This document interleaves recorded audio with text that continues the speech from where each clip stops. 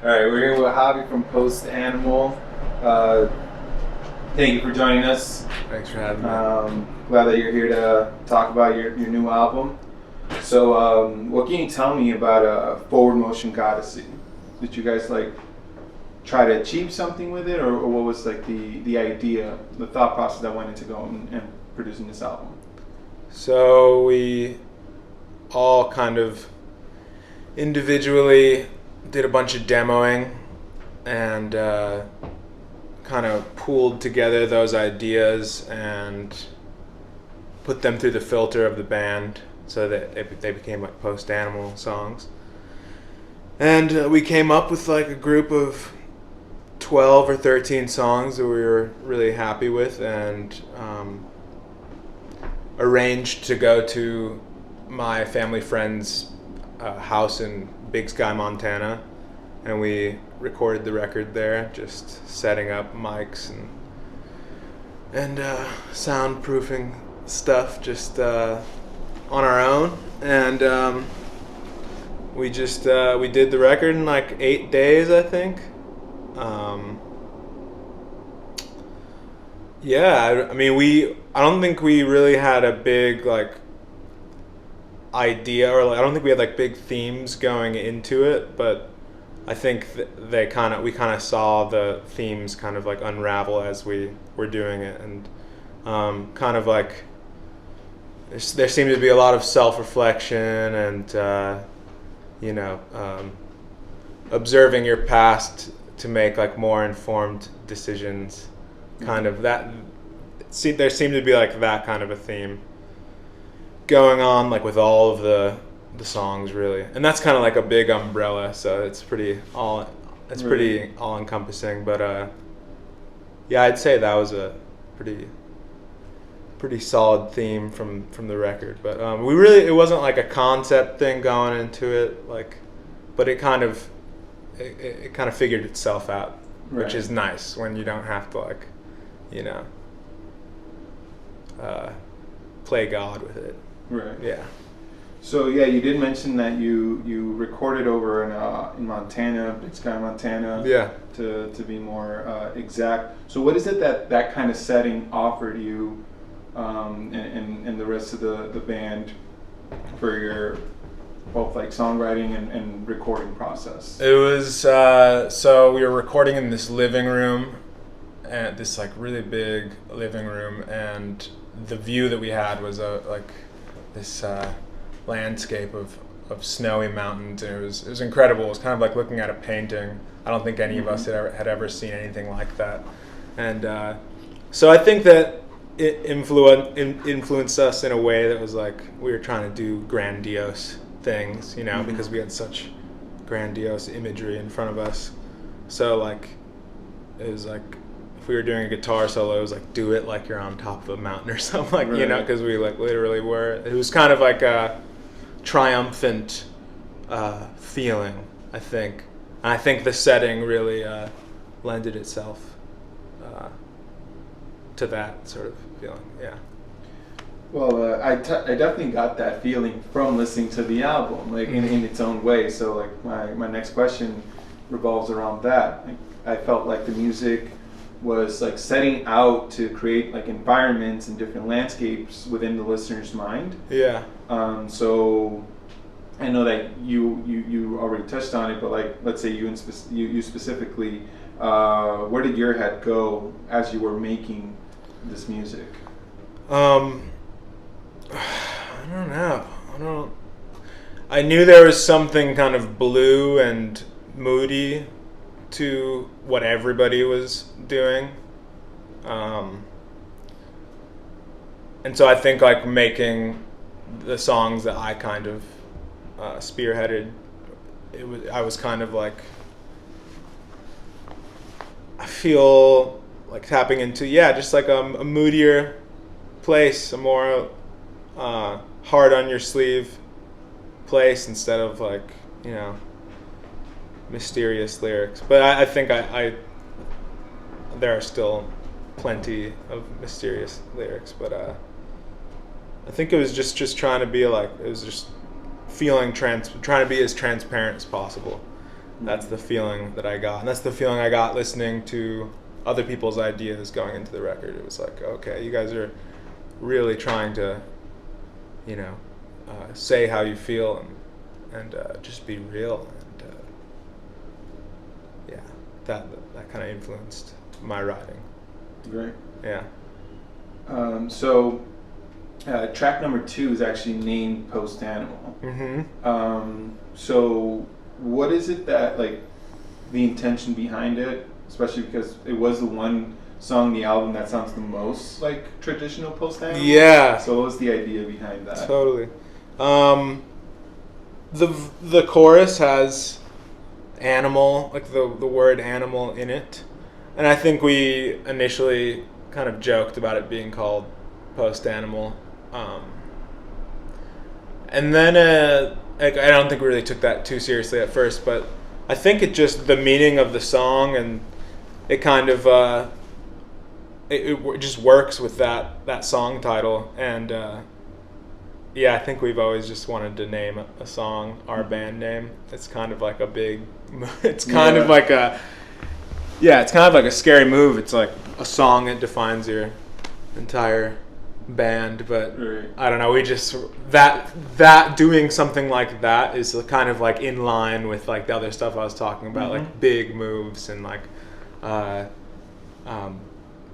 just thinking large and I don't know, I can't really speak for the rest of the band for like why we called it that, but it just felt right, and it works with the meaning of the song perfectly. So it just kind of fell into place. Yeah. This is your Bad Company moment? Yeah, exactly. Exactly. Except I don't think we ever sing Post Animal like in the song, whereas Bad Company, it's like that's the refrain, right? That's amazing. I love that.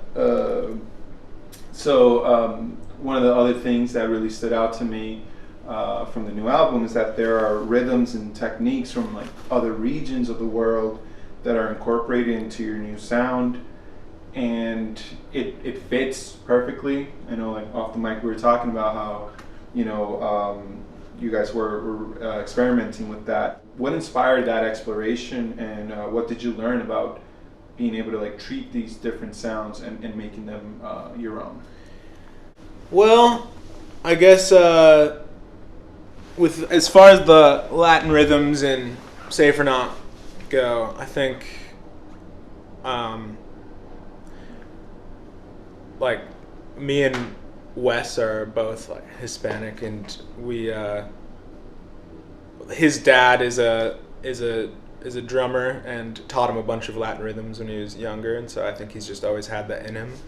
And we just found a spot for one of these grooves that he has, and it just felt perfect. And I remember when we were first doing it, it felt, there was some doubt. There was some like, is this like, are we kind of trying on a hat here? Is this really us?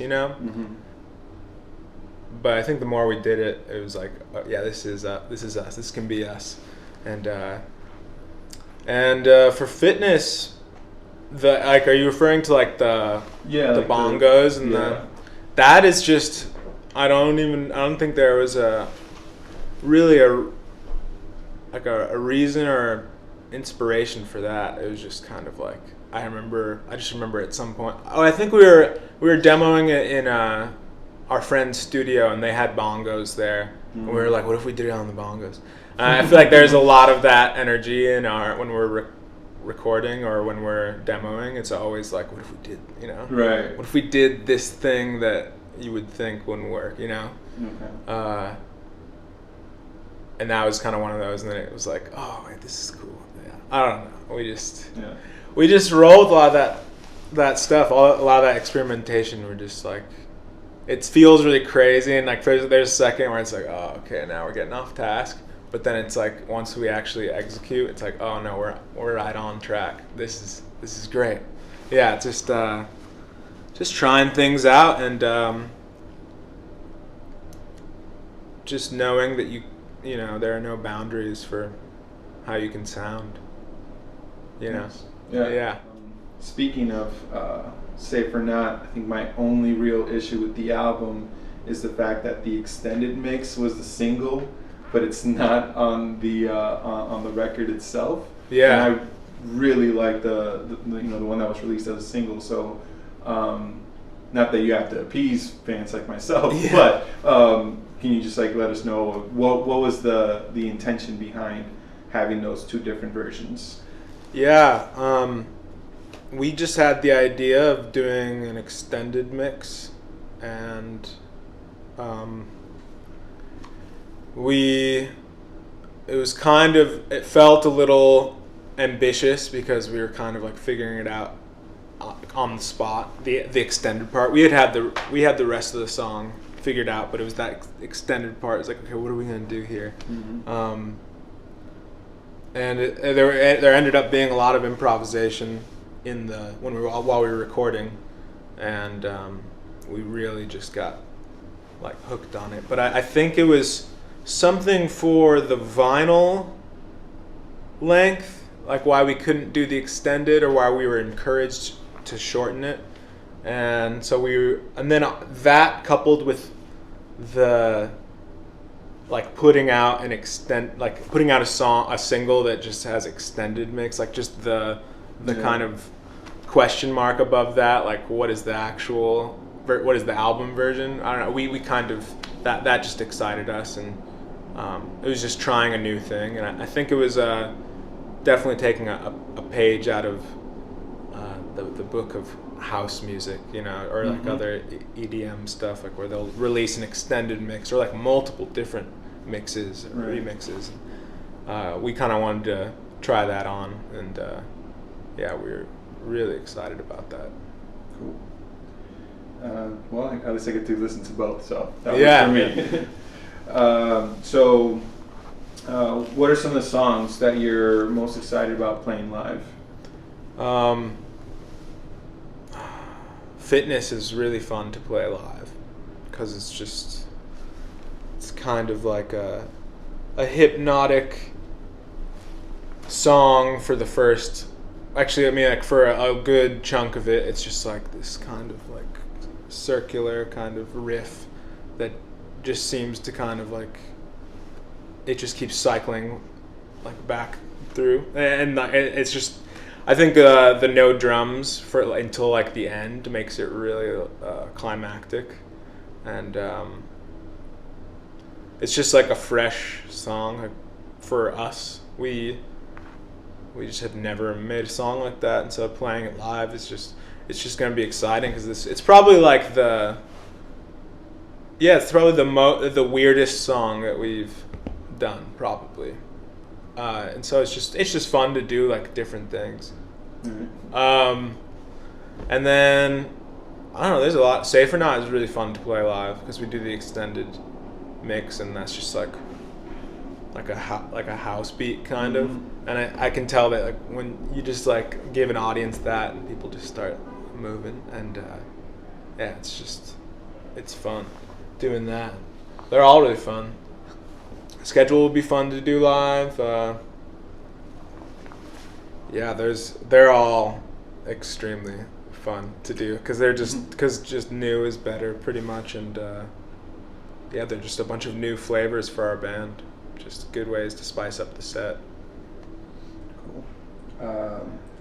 I also noticed that there's a very there's a jam quality to the whole album. Yeah. And so just makes it prime for some excellent live shows. So it just has me thinking, if you can invite anybody, any band, any artist, whatever, to come jam with you guys, playing any of the new songs live, who would it be and which song? Whoa. Anybody to come jam on a song? Dang. Ooh. I don't know. It'd be. It's hard to say. To have like a John Mayer at the end of like Safe or Not, just doing some really tasteful licks. That'd be pretty fun. It'd be cool to have like Steve Vai or like some crazy shredder at the end of Bald Eagle. or it's shoot, I can't. That's the demo. That's the demo title for the song. The song is called. Wow, I cannot remember what the song is called right now. It's the 5th song. Yeah. But we call it Bald Eagle, and there's this section at the end that's like kind of really probably like the heaviest, most like the darkest thing we've ever done, and it would be sick to have somebody who can actually like sweep pick and like do insane soloing. That would be really fun because we kind of fudge our way through it. But yeah, that would be really cool. I could go on with this question. Yeah. So there's two. Next interview, we'll have to go down with every single song. Oh, dude, we may have to. Who's going to be the guest? It'd be like a hip hop album. Oh, yes. Guest feature on each. Yes. Speaking of live shows, what can you tell us about what it's like touring with Twin Peaks, and are there any noteworthy stories that you can get away with sharing with the internet? Yeah. It's amazing touring with Twin Peaks there. Like, we've toured with them maybe like 4 times now, and so there's definitely a strong chemistry there that makes it pretty effortless to tour with them. Like, we oftentimes when you tour with like, you know, a new band, it's just half the tour is kind of befriending them, and you know, sometimes you don't even befriend them because it just doesn't work out like that. But with Twin Peaks, it's just we go into it knowing it's going to be fun, and we're just going to have a great time together.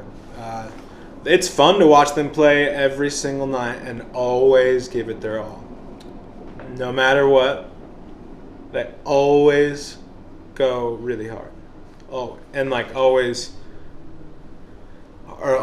like just trying to like push the boundaries with their live show, and I think that's inspiring because, you know, not every show calls for that kind of an attitude or like behavior, but they don't care about that. They just bring it every time, and so that's really fun for us to see. It's inspiring to, you know, it makes us kind of like want to have that sort of consistency live. It makes us prepare more to kind of like have that headspace every night of just trying to be as lucid as possible to the music and not get weighed down by anything that could, you know, be happening then. Just try and create a good show environment. They're so good at that. So that's a fun thing about touring with Twin Peaks.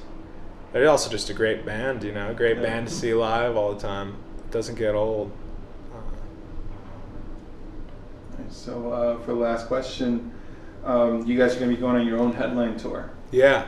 So is there anything that you guys are doing differently?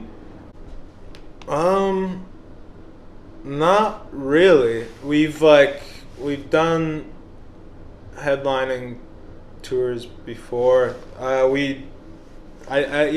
think it's just what's going to be different is just the new songs, and we'll maybe have like 1 or 2 new toys up on stage to play for these new songs, and no lights yet, but that would be cool. Hopefully that's what I'll say when something changes, but or like platforms or something. Like a drum riser for Wes that we bring everywhere. That would be pretty cool. But yeah, nothing too different for this round. Just trying to be tighter and just trying to perform at our best, pretty much. Great. Well, yeah, thanks for all that, and looking forward to seeing you guys come play at the Talia Hall, and so excited. Looking forward to the release of the new record. Yes. All right. Thank you.